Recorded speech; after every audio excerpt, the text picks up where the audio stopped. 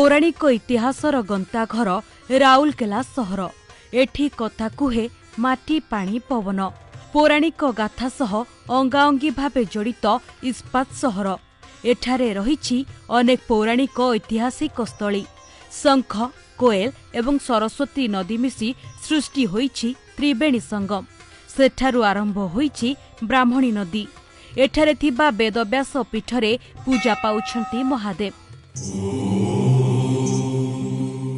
एहाकु महामुनि व्यासदेवଙ୍କ जन्मस्थान बोली मध्य कुहाଯାଏ। महाभारतर रचना एइठु ही होइथिबा लोककथा रहिछि। व्यासदेव महाभारत कहुथिले ओ गणेश लेखुथिले। केवल महाभारत नुहे, हिंदू धर्मर महान 4टी वेदकु रचना करिथिले व्यासदेव। सेही अनुसारे एहार नामकरण वेदव्यास करा जाइछि। जेतेबेले वेदव्यास महर्षि एठी जन्म होइजंदी, एटा अति पवित्र स्थान। शंख, कोएल, सरस्वती 3टा नईर संगम। तो ये होउजंती त्रिवेणी संगम। शंख, कोएल, सरस्वती। एठी आपण जदि प्रयागराज जदि न जाई पारुचंती, एठी सेही स्नान कले सेही ही पुण्य मिले। एबे आसंतु जानिबा एही वेदव्यास पीठरे किपरि जन्म नैथिले व्यासदेव।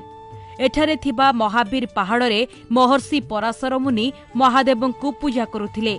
दिने धीवर राजांक कन्या मत्स्यगंधा पराशरंकु नदी पारी करुथिले। एही समय आकाशरु शून्यवाणी होइथिला जे मत्स्यगंधा नामक कन्याक गर्भरु जेउ पुत्र जात हेबो से रचिब महाभारत। एहा परे महर्षि पराशर मत्स्यगंधांक मिलन होइथिला। मत्स्यगंधांक गर्भरु जन्म नेइथिले व्यासदेव।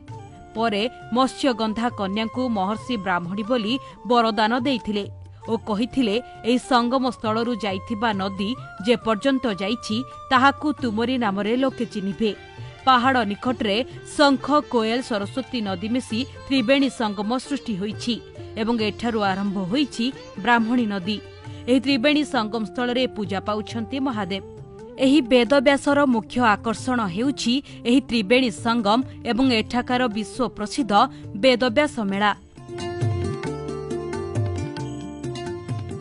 वेदव्यासंकर ये हेले जन्मस्थली। कहीं चंद ये आमर पराशर मुनि तपस्या करने पई आसुथिले ए जगह को। तांकर मत्स्यगंधा गर्भ जन्मुथिले वेदव्यास।